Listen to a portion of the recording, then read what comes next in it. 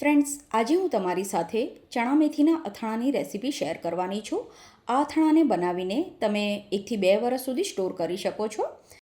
તો સૌથી પહેલાં આ અથાણું બનાવવા માટે ચણા અને મેથીને આપણે પલાળીને તૈયાર કરી લેવાના છે. તો અહીંયા મેં ચણા મેથીને પલાળીને તૈયાર રાખ્યા છે. તો 100 ગ્રામ ચણા અને 100 ગ્રામ મેથી લીધા હતા, જેને નોર્મલ પાણીમાં એડ કરીને એકવાર સરસ રીતે વોશ કરી લેવાના અને પછી આને નોર્મલ રૂમ ટેમ્પરેચરનું પાણી ઉમેરીને 7 થી 8 કલાક માટે પલાળીને રાખવાના છે. તો આ રીતે ચણા અને મેથી બંને સરસ રીતે પલળી જશે. તો એની આગળની પ્રોસેસ માટે આપણે કેરીનું જે ખાટું પાણી નીકળે એ લેવાનું છે. તો કેરીનું જે ગળ્યું કે ખાટું અથાણું બનાવીએ ત્યારે કેરીના ચીરિયાને જે આપણે હળદર મીઠામાં રાખીએ છીએ અને પછી જે ખાટું પાણી નીકળે એ ઉપયોગમાં લેવાનું. તો હવે આ ખાટા પાણીમાં આપણે પલાળેલું ચણા અને મેથી ઉમેરવાનું છે અને ખાટા પાણીમાં પણ આપણે ચણા મેથીને ફરીથી 7 થી 8 કલાક માટે પલાળવાના છે.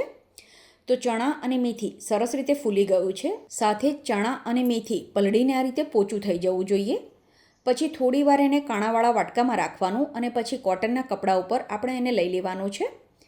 હવે જ્યારે તમે ચણા અને મેથીને કપડામાં પાથરી દો ત્યારે કોઈ ચણા તમને આ રીતે ફૂલ્યા વગરના લાગે તો એ હટાવી દેવાના છે, કેમ કે આવા ચણાને તમે ગમે એટલા કલાક પલાળીને રાખશો એ ફૂલશે નહીં અને આવા ચણાનો ઉપયોગ આપણે અથાણામાં ના કરી શકીએ. તો આવા ચણા વીણીને હટાવી દેવાના.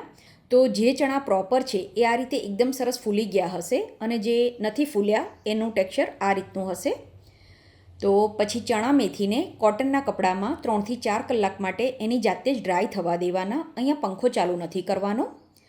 પછી મસાલો બનાવવા માટે આપણે 100 થી 125 ગ્રામ જેટલા રાઈના કુરિયા લેવાના, જેને ચાળીને સાફ કરી લેવાના અને એનાથી અડધા એટલે કે 50 થી 60 ગ્રામ મેથીના કુરિયા લેવાના. અહીંયા ઓલરેડી અથાણામાં મેથી હોય એટલે મેથીના કુરિયાનો ઓછો ઉપયોગ કરવાનો છે.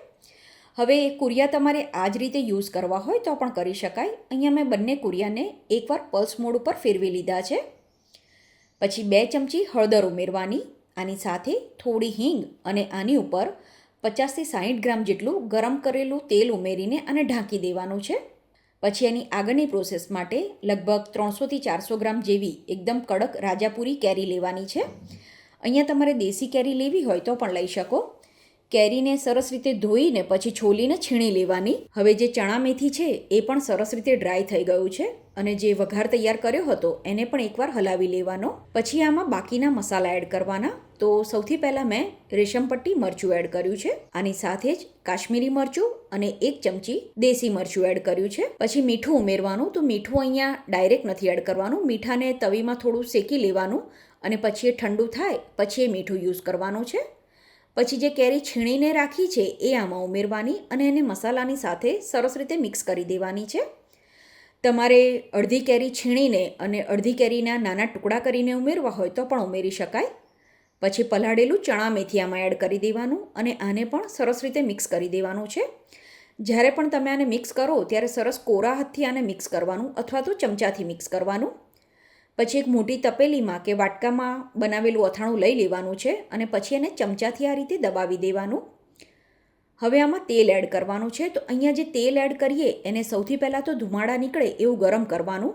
પછી તેલને ગેસ ઉપરથી નીચે ઉતારીને રૂમ ટેમ્પરેચર પર આવે ત્યાં સુધી ઠંડુ થવા દેવાનું. તો આ ઠંડુ કરેલું તેલ આ રીતે અથાણાના લેવલ સુધી એડ કરવાનું. 1-2 કલાક પછી તમે જોશો તો તેલ બધું અથાણામાં મિક્સ થઈ ગયું હશે. તો ફરીથી તેલ આમાં એડ કરવાનું. તો આ રીતે 3 થી 4 વાર તેલ એડ કરવાનું છે અને ટોટલ 5 દિવસ પછી હવે આ અથાણું બનીને તૈયાર છે. અથાણું આ રીતે એકદમ સરસ તેલની સાથે મિક્સ થઈ ગયું હશે. તમારે આમાં તેલની ક્વોન્ટિટી વધારે રાખવી હોય તો વધારે પણ રાખી શકો છો. હવે અથાણાને સ્ટોર કરવા માટે જે કાચની બરણીનો આપણે ઉપયોગ કરીએ એને સરસ રીતે સાફ કરી લેવાની અને પછી એને થોડીવાર તાપમાં મૂકી દેવાની છે. હવે આ અથાણાને કાચની બરણીમાં દબાવીને ભરવાનું છે. જો તમે આ અથાણાને બહાર રાખવાના હોય તો અથાણું ભરાઈ જાય એ પછી એના ઉપર થોડું તેલ એડ કરવાનું છે. હું આ અથાણાને ફ્રીજમાં સ્ટોર કરતી હોઉં છું. તો આ રીતે બનાવેલું અથાણું ફ્રીજમાં 2 થી 3 વર્ષ સુધી સારું રહેતું હોય છે. તો તમે પણ એકવાર આ રીતે અથાણું જરૂર ટ્રાય કરજો.